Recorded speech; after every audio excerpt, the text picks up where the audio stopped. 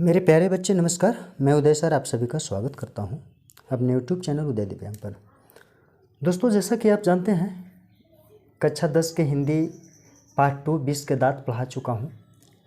पूरा कहानी में पढ़ा चुका हूं। विष के दांत आप देख रहे हैं, विष के दांत शीर्षक है। इसका लेखक नलिन बिलोचन शर्मा। और ये पूरी कहानी सेन साहब पर और उनकी दंपति सेन दंपति यानी सेन परिवार, उनके 5 लड़कियाँ, उनके एक बच्चा जिसका नाम प्यार से खोखा रखे थे, और उनके एक 5 बेटी थी और एक बच्चा जिसका नाम खोखा यानी असली नाम उसका कासू था। तो उसकी कहानी में पढ़ा चुका हूँ। विष के दांत, जी मैं बताया था कि विष के दांत भी होता है क्या? जी नहीं। ये क्या है? तो एक कहानी है। तो इस कहानी को मैं पूरा पढ़ा चुका हूँ और वीडियो भी डाल चुका हूँ। तो मुझे ऐसा लगा कि चलो इसे मैं ऑब्जेक्टिव के माध्यम से आप लोगों को और आगे बता दूं। आप जानते हैं कि बिहार बोर्ड में ऑब्जेक्टिव बढ़ा दिया गया है। ऑब्जेक्टिव पर विशेष पकड़ बनाकर रखना है। तो ऑब्जेक्टिव को भी देख लेते हैं ताकि मेरे बच्चे को कभी दिक्कत नहीं हो। इस प्रकार से हम ऑब्जेक्टिव को देखते रहेंगे। आप बार बार वीडियो को देखते रहेंगे जब तक परीक्षा नहीं हो जाती है तब तक। मतलब ये कि ऑब्जेक्टिव मेरा क्लियर रहेगा और चैप्टर बाय चैप्टर पढ़ाने के बाद ऑब्जेक्टिव हम बताते रहेंगे, तो आपको ऑब्जेक्टिव में कहीं प्रॉब्लम नहीं होगा। तो पहला क्वेश्चन देखूं। जी हाँ, आपका इजाज़त चाहिए बच्चे, मेरे प्यारे लाडले। आप तो मेरे वीडियो को बार बार देखेंगे, बस ज़्यादा मेहनत नहीं करना है, बार बार देखते रहना है, आपका ऑब्जेक्टिव क्लियर हो जाएगा। पहला ऑब्जेक्टिव है मेरे बच्चे, विष के दांत शीर्षक कहानी के लेखक है। इधर थोड़ा रख देता हूँ। विष के दांत शीर्षक कहानी के लेखक है। ऑप्शन ए में है भीमराव अंबेडकर, ऑप्शन बी में नलिन बिलोचन शर्मा, ऑप्शन सी में रामविलास शर्मा, ऑप्शन डी में नामवर सिंह। जी हम पढ़ा चुके हैं। विष के दांत शीर्षक कहानी के लेखक कौन है? नलिन बिलोचन शर्मा। नलिन बिलोचन शर्मा 2 में है। प्रश्न नंबर 2, नलिन बिलोचन शर्मा की कहानी है बहादुर। ए में बहादुर, बी में मछली, सी में विष के दांत, डी में नाखून क्यों बंटते हैं। मैं तो पढ़ा चुका हूँ, नलिन बिलोचन शर्मा विष के दांत लिखे हैं, तो ऑप्शन नंबर सी हो जाएगा, विष के दांत। 3 में, नलिन बिलोचन शर्मा का जन्म कहाँ हुआ था? Patna. Option number A Patna, option B Bhagalpur, option C Muzaffarpur, option D Varanasi. नहीं, इनका नलिन बिलोचन शर्मा का जन्म पटना बदरघाट में हुआ था। पटना बदरघाट में 1916 ईस्वी में हुआ था। पूछ देता है कब? 1916 ईस्वी में। विष के दांत किस साहित्यिक विद्या की रचना है? कहानी है। ए में कहानी, बी में आत्मकथा, सी में निबंध, डी में भाषण। विष के दांत एक कहानी है। मैं फर्स्ट में बताया था आपको कि विष के दांत भी होता है क्या? हम लोग क्या कहते हैं? जी यह एक कहानी है, विष के दांत होता नहीं है। कासू उर्फ खोखा मदन के साथ किस खेल में शरीक होना चाहते थे, मतलब शामिल होना चाहते थे? Option A football, option B hockey, option C badminton, option D लट्टू। आप तो जानते हैं ऑप्शन डी लट्टू के खेल में शरीक होना चाहता था, यानी शामिल होना चाहता था। D A. क्वेश्चन नंबर 7 में चलते हैं। मदन ने कासू के कितने दांत तोड़ डाले? 1, ऑप्शन नंबर ए में 1, बी में 2, सी में 3, डी में 4। जी मदन ने कासू को यानी खोखा को 2 दांत तोड़ दिए थे। ऑप्शन नंबर बी सही होगा, है ना? आप पढ़े हैं कहानी में तब तो के गिरधरलाल क्या कहता है, बेटा जो मैं ज़िंदगी भर नहीं कर पाया वो तुम करके दिखा दिया, तू तो बहादुर बेटा है। मैं तो दब्बू हूँ, है ना, एक जुर्म की भांति, कैदी के भांति सेन साहब के सामने मूड़ी झुकाकर खड़ा रहा, लेकिन जो तू कर दिया वो मैं सोचा नहीं था। तो जो भी किया वो बढ़िया किया। इसलिए गिरधरलाल भी खुश थे, क्योंकि वो भी किसी के अंडर दब्बू बनकर जीना नहीं चाहते थे। मजबूरी ये थी कि उनकी फैक्ट्री के क्लर्क थे। चलिए, साहित्य के इतिहास दर्शन किनकी रचना है? हजारी प्रसाद द्विवेदी, गुनाकर मूले, रामधारी सिंह दिनकर, नामवर सिंह। इसमें ये कहा गया है गुनाकर मूले साहब हैं। साहित्य के इतिहास गुनाकर मूले साहब हैं। हंस कौओं की जमात में शामिल होने के लिए ललक गया है, यह पंक्ति किस पाठ से लिया गया है? जी हंस कौवे की जमात में शामिल होने के लिए ललक गया, यह पंक्ति किस पाठ से लिया गया है? ऑप्शन ए मछली, ऑप्शन बी बहादुर, ऑप्शन सी विष के दांत, ऑप्शन सी डी अवन्यू। जी ऑप्शन सी विष के दांत में यह कहानी है न। हंस कौवे की जमात में शामिल हो गया, यानी कौवे के जमात में शामिल होने के लिए ललक गया, यानी बड़े बाप की बेटा गरीबों के बच्चे के साथ आवारागर्द छोकरों के साथ खेलने के लिए ललच जाता है। इसी पर यह पंक्ति कही गई है। ऐसे ही लड़के आगे चलकर गुंडे चोर डाकू बनते हैं, यह पंक्ति कहानी के किस पात्र ने कही है? तो सेन साहब की पत्नी ने कही, जी नहीं। बी में गिरधर ने कही, जी नहीं। सी में सेन साहब ने, डी में सोफर ने। जी सेन साहब ने कही, सेन साहब ने कही। किनसे कही? तो आपको प्रश्न में आ सकता है कि सेन साहब ने ऐसी बातें किनसे कही? तो गिरधर लाल से कही। चलिए, गिरधारी लाल किसकी फैक्ट्री में किरानी थे? गिरधारी, कहीं गिरधर कहीं गिरधारी, तो हमें याद रखना गिरधर ही है ओरिजिनल बुक में। गिरधर लाल किसके फैक्ट्री में किरानी था?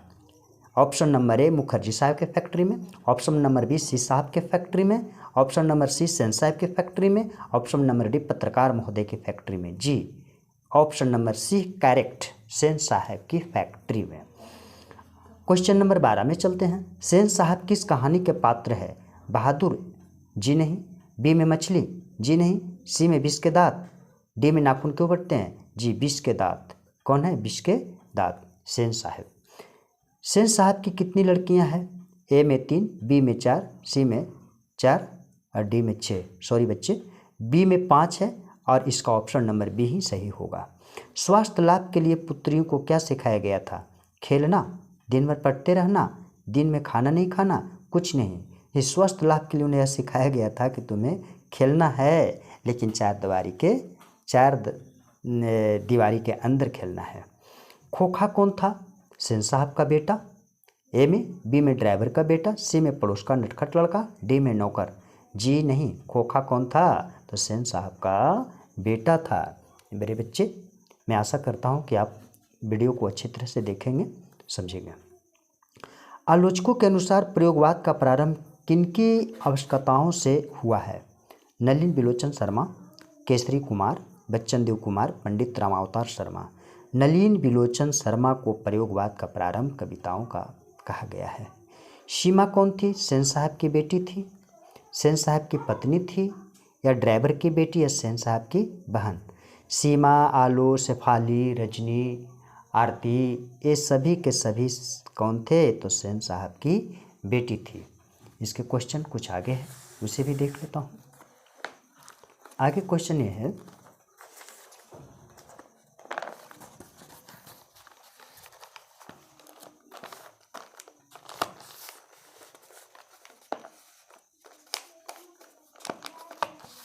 जी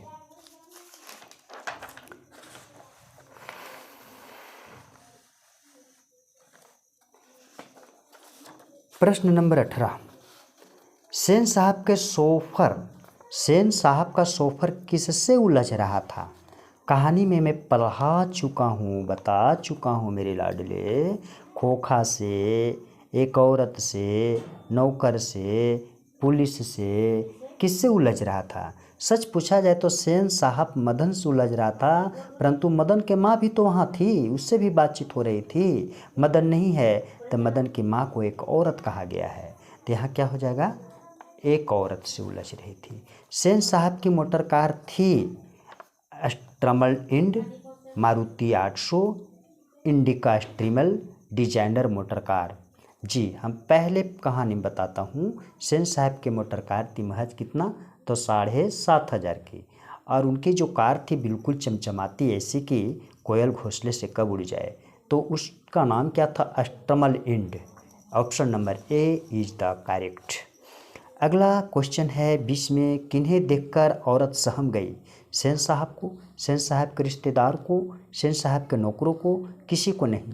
जी कौन औरत? मदन की माँ। वो सेन साहब को देखकर क्या हो जाती है? ऑप्शन नंबर ए करेक्ट हो जाएगा, सहम जाती है। सेन साहब की गाड़ी कौन छू रहा था? तो गली का एक लड़का, option number A. Option number B खोखा, option number C Madan, option number D नौकर। जी सेन साहब के गाड़ी छूने का प्रयास कर रहा था बेचारा मदन, ये देखना चाह रहा था कि ये चमचमाती है, कैसी लगती है देखने में, परंतु बेचारा तो हालात ख़राब हो गए, आप जानते हैं। मिस्टर सिंह की गाड़ी की हवा किसने निकाल दी थी? मदन ने, ऑप्शन नंबर ए मदन ने, नहीं, बी कासू ने, सी ड्राइवर ने, डी नौकर ने। जी कासू का ये काम था। किसका काम था? कासू का। तो option number B is the correct answer. Question number 23 में चलते हैं। किसने मदन को एक घूंसा रसीद कर दिया? जी ऑप्शन नंबर ए शोफर ने, ऑप्शन नंबर ए गली के एक लड़के ने, ऑप्शन नंबर सी खोखा ने, ऑप्शन नंबर डी नौकर ने। जी मदन को एक घूंसा रसीद कौन कर देता है? खोखा ने। Option number D is correct, D is the correct answer. Question number 24 चलते हैं। सेन साहब किसके व्यंग से ऐंठ कर रह गए? पत्रकार महोदय के व्यंग से, बी में मुखर्जी साहब के व्यंग से, सी में सिंह साहब के व्यंग से, डी में गिरधर लाल के व्यंग से। जी पत्रकार महोदय के व्यंग से। पत्रकार महोदय ने बहुत अच्छा जवाब दिया। मेरा बेटा जो भी बने उसके लिए स्वतंत्र है, पूरी आज़ादी है और ये होना भी चाहिए। इसी की बात सुनकर, इस व्यंग की बात को सुनकर सेन साहब क्या हो गए थे? ऐंठ गए थे, मतलब कसमसा गए थे। Question number 25। गिरधर लाल कौन था? कासू का पिता, बी में मदन का पिता, सी में रजनी का पिता, डी में शेफाली का पिता। जी ऑप्शन नंबर बी मदन का पिता। गिरधर लाल मदन का पिता और वो उनके कंपनी का एक किरानी था। 26। खोखा का क्या नाम है? खोखा का असली नाम कुसू नहीं कासू, केसू, कासू। इसमें सही आंसर डी है। कासू बी में भी है लेकिन गलत लिखा हुआ है, रॉन्ग है, ये डी होगा। Option number D the correct answer. C में सेन साहब को अपने पुत्र को क्या बनाना चाहते थे? बिजनेसमैन या इंजीनियर, बी में वकील, सी में डॉक्टर, डी में प्रोफेसर। जी सेन साहब अपनी की तरह बिजनेसमैन और इंजीनियर बनाना चाहते थे, इसलिए जब खोखा कुछ बिगाड़ भी देता था तो उनको इंजीनियर उनमें नज़र आता था। आप समझ सकते हैं कि option number A is the correct answer. 28 में है। मदन की उम्र क्या थी? 5-6 वर्ष, 7-8 वर्ष, 3-4 वर्ष, 9-10 वर्ष। मदन के तकरीबन 5 से 6 वर्ष उम्र थी। Option number A is the correct answer. Question number 29। Sen साहब के पुत्रियों में से एक थी आरती, भारती, गायत्री, बंटी। वो पांचों पुत्रियों में से ऑप्शन नंबर ए आरती भी एक बेटी थी, पुत्री थी। सेन साहब का मोटर कार किस रंग की थी? बिल्कुल नीला नहीं, लाल नहीं, काला, उजला, काला। Option number C. खोखा आखिर अपने बाप का बेटा ठहरा, खोखा आखिर अपने बाप का बेटा ठहरा, उसे तो इंजीनियर होना चाहिए, यह किसका कथन है? शिक्षक का, सेन साहब का, आगंतुक का, घर के नौकर का? जी 31 का सही ऑप्शन बी। सेन साहब को कहना था कि बड़े बाप की बेटा, इसे इंजीनियर बनना है या तो बहुत बड़े बिजनेसमैन बनना है। बताए 32 में किसका बेटा खोखा से छोटा और समझदार था? ड्राइवर का, बी में सेन साहब के रिश्तेदार का, सी में पड़ोसी का, किसी का नहीं। सेन साहब के दूर के रिश्तेदार थे पत्रकार महोदय जी, जो कि खोखा से छोटा था। उसकी हरकत देखकर कुछ दोस्तों ने पूछ दिया कि ये क्या कर रहा है। इसी बात सुनते ही क्या सेन साहब क्या कहने लगते हैं? अपने बेटे को बड़ाई करते थकते नहीं हैं। मेरा बेटा तो इंजीनियर बनने जा रहा है, मेरा बेटा तो इंजीनियर बनने जा रहा है और ये इंजीनियर है, बनेगा। चलिए, और मैं इसका ऑब्जेक्टिव समाप्त करता हूँ। मैं आशा करता हूँ कि आप इस वीडियो को बार बार देखेंगे। जब तक एग्ज़ाम ना हो जाती है तब तक मेरे बच्चे, मुझे यकीन है, पूरा विश्वास है कि आप इस वीडियो को ज़रूर देखेंगे। और देखें, जब भी आप सोए हो, बैठे हो, खा भी रहे हो तो मोबाइल चालू करके सामने रख सकते हो, सो भी रहे हो, कभी भी आप वीडियो को देखते रहें। इससे क्या होगा कि आपको ऑब्जेक्टिव अभी से ही क्लियर रहेगा और ऑब्जेक्टिव में आप किसी भी परीक्षा में, आप 10 के बोर्ड यानी बिहार बोर्ड में बैठेंगे तो किसी प्रकार की ऑब्जेक्टिव की कमी नहीं होगी। आपको ऑब्जेक्टिव क्लियर रखना है, स्ट्रॉन्ग रखना है, तो मेरे वीडियो को बार बार देखते रहना पड़ेगा। और विशेष क्या कहूँ, अगर ये वीडियो बहुत अच्छा लगे तो इसे अपने दोस्तों के पास शेयर कीजिए, लाइक कीजिए। ये तो आपका काम है, जो मेरा काम था मैंने कर दिया। मैं पूरा विश्वास करता हूँ कि आप इसे आगे ज़रूर बढ़ाएंगे, सब्सक्राइब करेंगे, लाइक करेंगे।